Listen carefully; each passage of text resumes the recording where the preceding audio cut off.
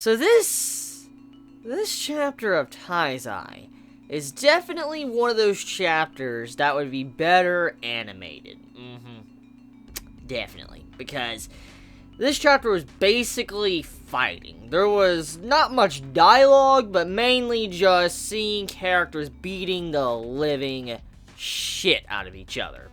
And don't get me wrong, that's pretty fucking badass. But it is a very simple chapter. But there is a couple of things I do need to talk about. And for one, let us talk about these new forms where you're seeing this Indra forms from Derriere and then Mon.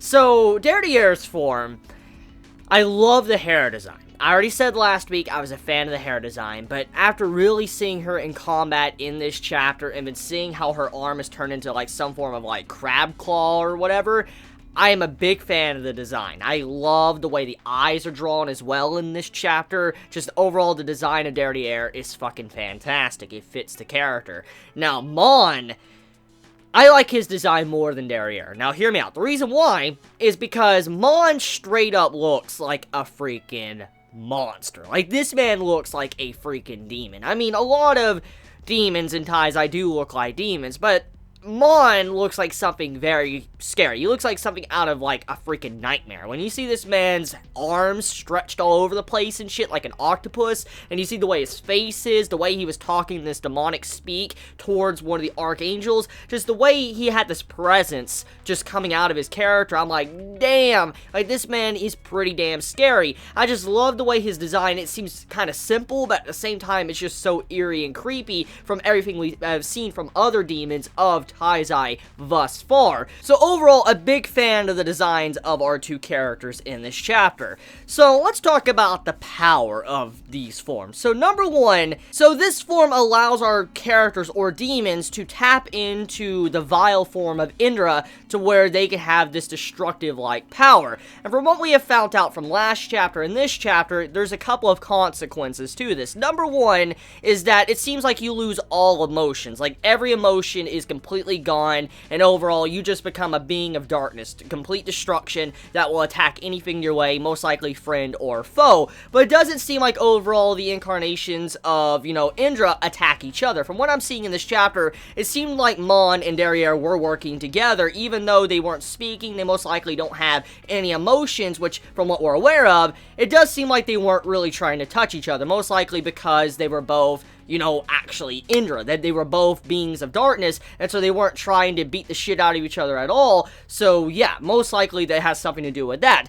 But besides that, we do know that only a person that can actually achieve this form and maintain it is someone that's over a 50k power level, which is just a number, to be honest, when it comes to shonen. But still, you have to have over a 50k power level to be able to actually maintain this form or even achieve it. But also, if you're under that power level, your body wouldn't be able to take it and you would die. Your body would be completely disintegrated. But even if you're over 50k and you use this ability, you have to sacrifice 6 of your 7 demon hearts. Now, as we know, it was revealed quite a while ago when Meliodas got killed that demons have 7 hearts. They don't just have 1 heart, not 2, not 3, not 4, you know, so forth. They have 7 hearts. And so to kill a demon, all 7 hearts need to be destroyed. And so because of this form, the demons had to offer up 6 of their 7 demon hearts before they can achieve this. Now, the main question is, do these demon hearts come back, or are they completely gone if they do this, you know, sacrifice to Indra?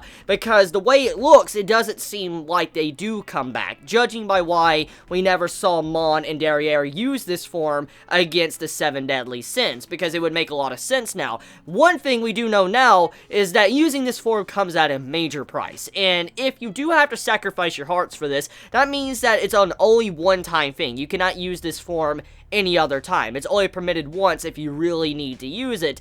And because of this, that's most likely why, you know, Derriere and Mon never used it while they were fighting Meliodas and stuff, because they couldn't.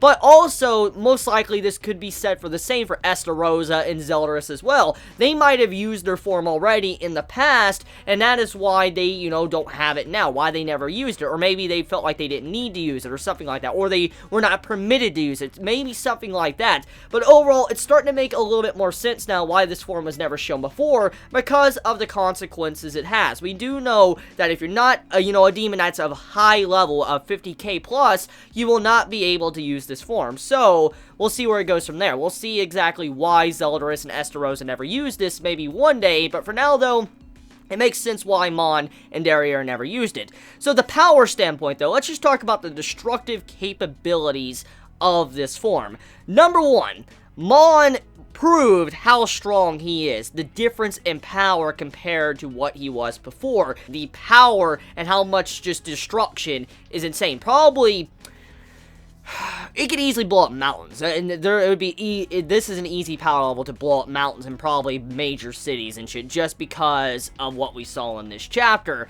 And also for them to be able to face tank stuff, like Derriere face tanking a blast in the face like that from Rudisill, just shows you how strong their bodies are now, how resilient they are compared to what they were in the past, because we do know that Derriere was just getting chopped the fuck up, and so was Mon in the last chapter, but because of this form, we were seeing them face tank blast to the face, and it wasn't even, eviscerating their body at all. Their body was just completely fine, so their body seems to be a lot stronger. It's able to tank a lot more things, and it also has a lot more strength added on to it. So, if they can do something like this, it's very obvious that Meliodas can do something like this. I mean, it's just common sense. I mean, they would not introduce this, like, Nakaba Sensei would not introduce this ability for the Demon Clan if it wasn't something that was going to happen for Meliodas. And since Meliodas has the ability to reincarnate, most likely he could do this multiple times instead of maybe the restriction of one. That's if the hearts don't, regenerate. I mean, if hearts regenerate, then he can do it as many times as he wants without dying. But, I mean, if his hearts do not regenerate,